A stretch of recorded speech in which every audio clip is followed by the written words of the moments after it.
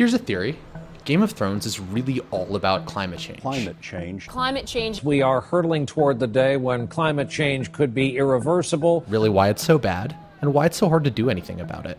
Think about the White Walkers, those horrifying monsters with the zombie army that killed everyone in that crazy battle at Hardhome. They're an inhuman, destructive force that literally changes the weather during their onslaught. Like climate change, the White Walkers are a threat to the whole human race. Noble houses like the Starks, the Lannisters, the Baratheons, the Martells, and the Boltons are too busy fighting with each other over control of the kingdom to come together over a common threat. Sometimes, they even deny that White Walkers are real. I don't believe that giants and ghouls and White Walkers are lurking beyond the wall. You've probably seen charts of CO2 emissions skyrocketing in the 20th and 21st century as humans industrialized.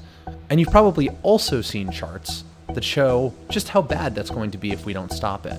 Rising flood levels, droughts, ocean acidification.